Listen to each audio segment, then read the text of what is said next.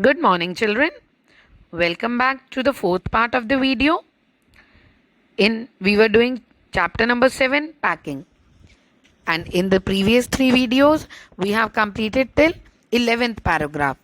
In those 11 paragraphs, we have seen that these three friends, George, Harris, and the narrator Jerome, these three, they have to go on a trip and they are packing their stuff. And then we saw the perfect mess that has been created by these three friends. So now, in 12th paragraph, we will see the entry of Montmorency. I hope you all remember who Montmorency is. Yes, he is the pet dog of the narrator. Let's begin. Montmorency was in it all, of course. Montmorency's ambition in life is to get in the way of people and be sworn at. The only ambition of this dog in life is to get into the way of the people who are working and then be sworn at, means to get scolded by them. If he can squirm in anywhere, squirm means to move in a twisted manner.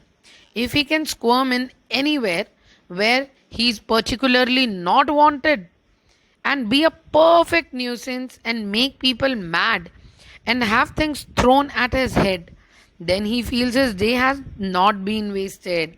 So, what author says here is Montmorency is such a naughty dog that he feels that he has to be at a place where he is not wanted. He has to create a perfect nuisance. He has to make people mad over him. And then he wants people to throw the things over his head. Unless these things are not done, he feels his day is not yet completed. To get somebody to fall over him, and curse him steadily for an hour is his highest aim and object. Now, what Montmorency wants is, if somebody is working, he has to come into the way, and people, they stumble over him, they fall over him, and then they shout over him for an hour.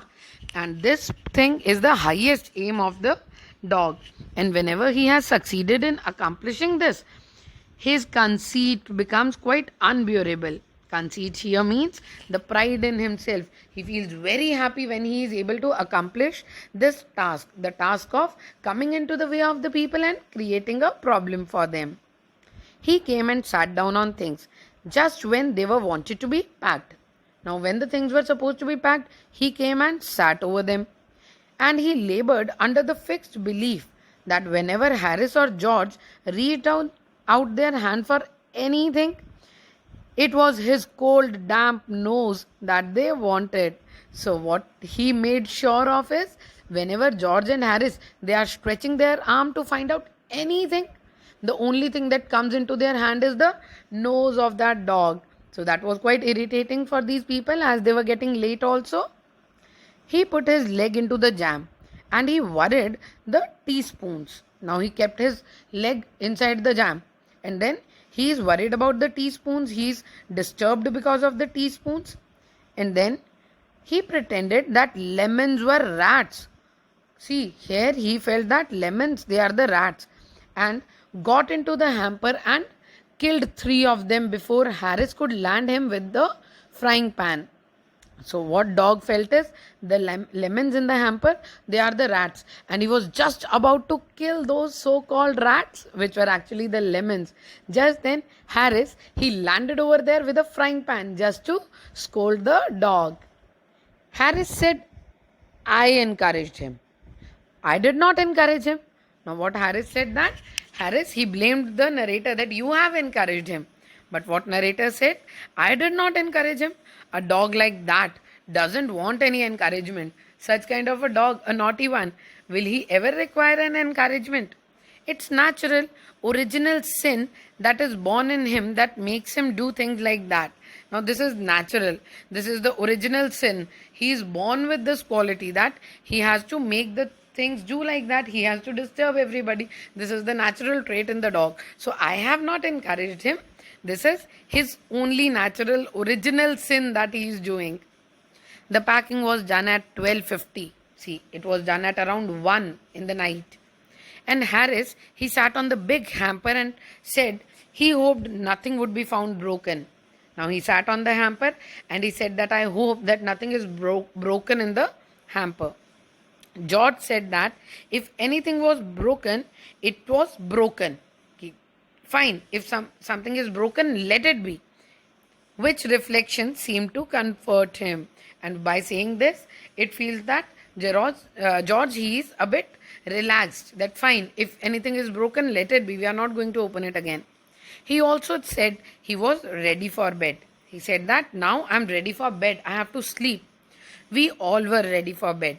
Harris was to sleep with us that night and we went upstairs. Harris, he was supposed to sleep with them only that night. So all of them, they went upstairs.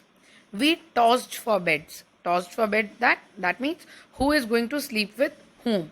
So Harris had to sleep with me. Me means the narrator. He said, do you prefer the inside or the outside, Jay?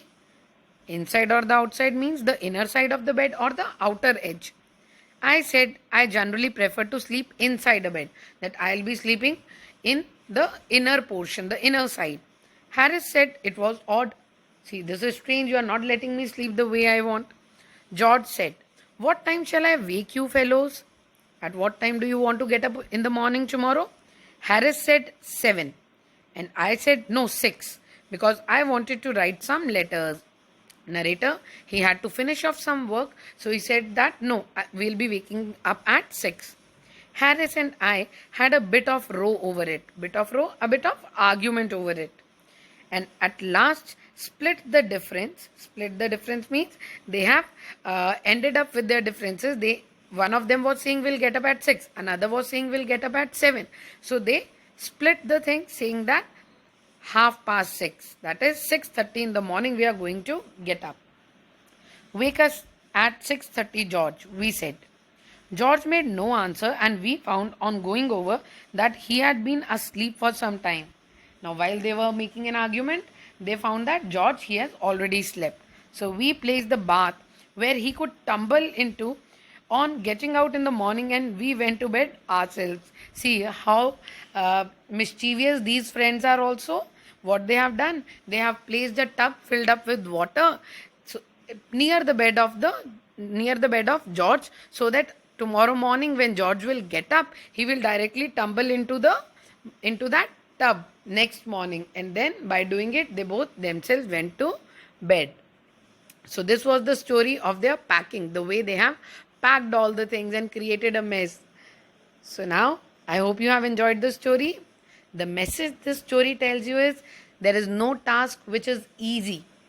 Fine. And there are so many tasks which you feel are difficult. But for each and every task, whatever we have to do, we require proper planning. We need to plan for the things and then we have to put into our efforts to implement those things and to do our work in a proper manner. I hope you enjoyed the story. This was the end of the story. If you have any problem, you can contact me. Thank you so much.